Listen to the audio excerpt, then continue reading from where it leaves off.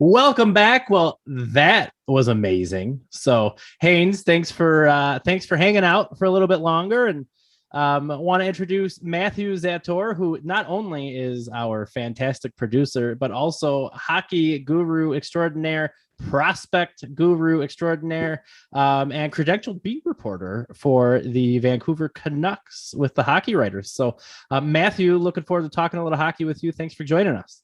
Yeah, it's happy to be on behind the scenes all the time, but happy to step in front of the camera.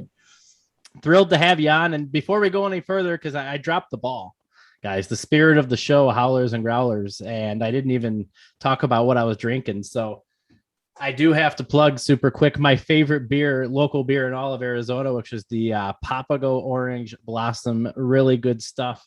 One of my favorites. So I had to plug it. And Haynes, not sure if you're drinking anything or not, but figured I'd give you the opportunity. Yeah, I'm almost done. I have that much left of a full glass, so we're about the same. I'm drinking the same thing. I'm rolling with the same Prairie Rainbow Sherbet sour. I didn't have a chance to run to the store this week and get anything new. Hey, no judging here. But I mean, I'm going for something new next week. I'll shoot for something new. No judging here. Matthew, I don't know if you're kicking back with anything or not. You got anything? I do not have anything, but no worries. You're off the hook because you were called in. We're in overtime, guys. We're in overtime right now is what this is. High game. Thank you at home for sticking with us. Let's talk a little hockey because as of taping right now, the Coyotes have not started yet. But guess what? By the time you're watching it, if you watch it when this just dropped, that means they're playing tonight, Thursday night. Hockey's back. So excited that hockey's back. And we want to talk a little bit about the Coyotes preseason here. Give you kind of quick hits on a few different topics. So the first thing is, with everything having taken place, obviously a lot of turnover on the Coyotes roster heading into this season, new coaching staff, etc. Who are your players to watch? What did you get from this preseason? And super quick, I'll jump out there because I'm going to shamelessly plug our own show here for a minute and talk about backup goalie Karel Vejmelka, who I'm still not 100% sure if I'm saying that last name right, but I tried. And we talked about him on our very first show, guys, about how he impressed us at the rookie camp, how he impressed us again in the rookie face-off tournament, and again in preseason. And guess what? I think a lot of people expected Josef Coroner to get that nod, given his NHL experience last year with the Sharks. Only 7 games, but a lot more experience than what Vejmelka has. But they didn't. They went with Karel, and I'd say deservedly so. And he is my player to watch. Not sure when he's going to get his first NHL nod. Obviously, Carter Hutton's going to be starting, and Vejmelka will be backing him up. But whenever he does, keep your eyes peeled because he's earned this opportunity. What are you watching for this week? Yeah. First off, Karel Vejmelka, I mean, has just impressed so early into preseason, rookie face-off, training camp. And when he got selected, it was a surprise, but I generally believed he beat Coroner outright for that position. But also, not someone we need to keep an eye out on, but I want to add it in real fast. Anson Thornton signing a contract was huge for the Coyotes. He's a big guy who could be a big part of the team down the line in the future. But my guy this year, I released an article on this morning. I have shamelessly, actually, I'm not even shameless about it. I have very confidently just hyped this guy up for the last 2 episodes we've done on here and all the podcasts I've done. Lawson Crouse. He is my guy to keep an eye on this year. I generally believe he is a 20 to 25 goal scorer this year. If he can even shoot above 10%, he could be a way world of a different player from the guy last year who shot 5.7. So I'm definitely telling people right now, you can go ahead and mark it down the counters. I said, and if he fails, you can blame it back on me. Lawson Crouse is the guy to watch this year. Well, you heard it here first. If Crouse doesn't put up 25 goals, don't on me. Really quick, back to the Thornton signing as well, because I'm glad you brought that up. Not bad for a kid who hasn't played a game of major junior hockey yet. Absolutely wild. 18 years old, signed a 3-year ELC, I believe it was, with the Coyotes. And we'll see how that pans out. But got to be happy for him. He impressed a lot of people here in the desert during preseason and rookie camps. So, Matthew, your thoughts on who to watch for the Coyotes this week? Well, Haynes, you grabbed Lawson Krause. That's a guy I was watching too. He's going to get a ton more opportunities now with the guys exiting and maybe even Phil Kessel leaving this season at some point. But a guy I'm looking at, and he was a former Canuck, Louis Eriksson, who had a pretty good preseason. Guy that was hoping that was the guy that was going to be for the Canucks when he was signed way back when, but looks like he's rejuvenated, and as long as he doesn't score against the Canucks, and good on him, because he deserves to have still some hockey in him, and he definitely impressed during the preseason. We'll see what he can do in the regular season. That's a different animal, but super impressed by Vejmelka as well, because that he beat out Coroner, and now who knows how many starts he'll get throughout the season, but good on him for battling hard and getting in there. Good stuff.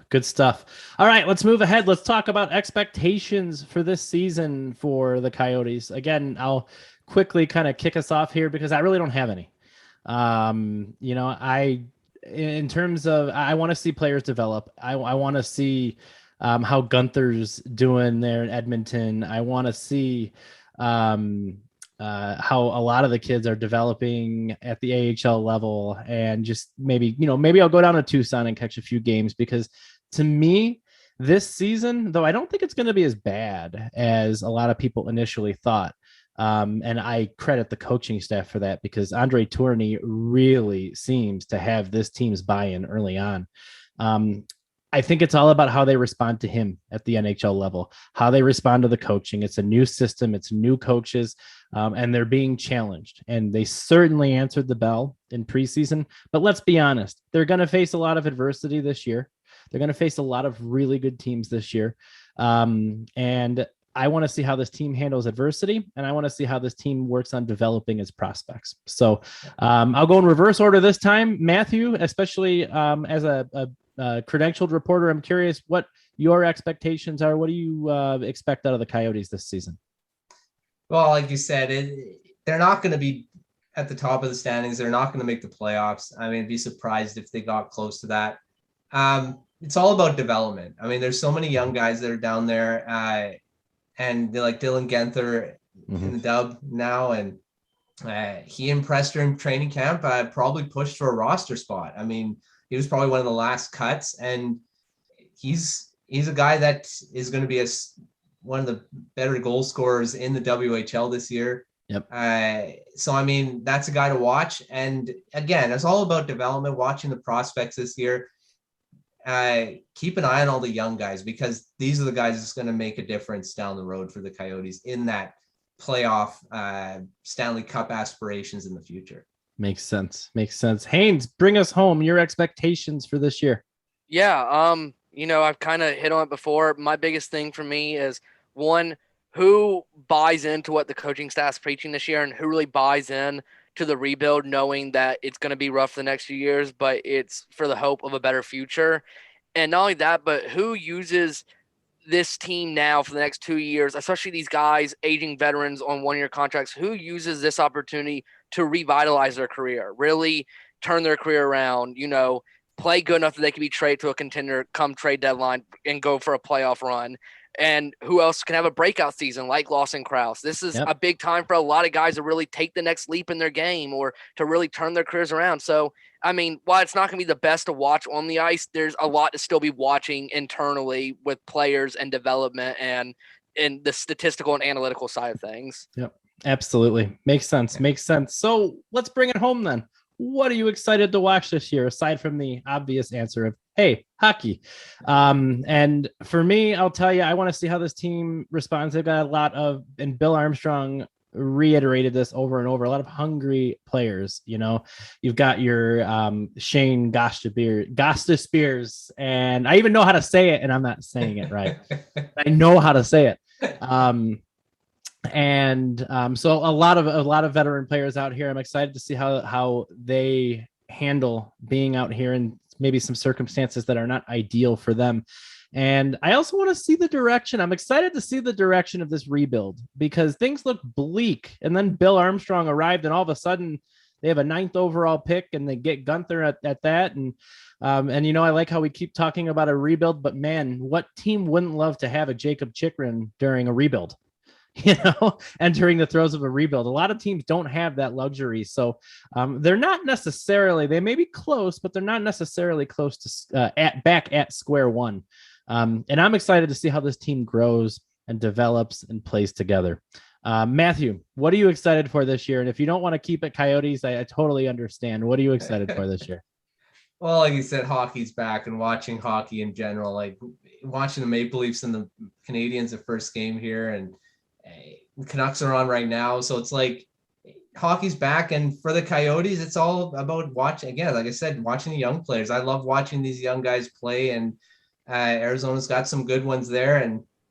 And for the Canucks, it's all about, again, just watching, again, young guys play and build their resumes, because this is what it's all about, watching the exciting, just watching exciting hockey. And the young guns are the ones that bring it every night. And like you said, with the veterans in Arizona, it's going to be interesting to see how some of these guys work out there, because Gostisbehere in general has had some problems in Philly. And, it'd be great to see him revitalize his career, because he used to be a really great young prospect and young player in the league, and scored quite a few points there for a while. So I wouldn't be surprised if he, gets revitalized down in the desert. So it's gonna be interesting to see. Yeah, and sometimes a change of scenery does a little good. So we'll see. Andrew Ladd, he's another one who, and he does strong preseason as well. So Haynes, you own the last word for the show. What are you most excited to see this year? I'm most excited to see how the Coyotes really embrace that underdog role this year. I know that not only has General Armstrong, but also Tournier have both said that this team is going to be out to compete. A lot of the guys have said that, expect them to still surprise people, and they're really embracing that underdog role despite their situation and what they're going through. So I'm really excited to see them embrace that and how they really take on that role. But also, I'll throw out the cliche answer that everyone wants to hear. I'm really excited to see the White Kachina make its official regular season debut. And I know it's making its home debut opening night at home against the Blues, which is my other team. So nice. I guess I'll have a winner either way at the end of the day of that game.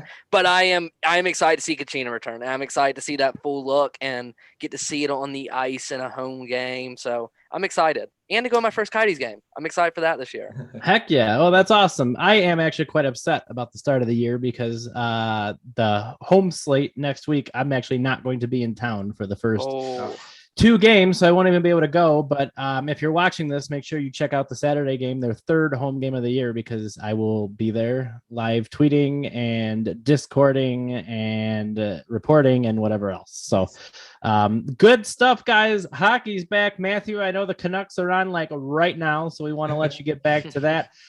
For you at home, again, thanks for sticking with us. Don't forget to like, subscribe, share, comment. We will gladly respond to you. And follow us on Twitter at Howlers THW. Thank you for joining us. We will see you next time. Cheers.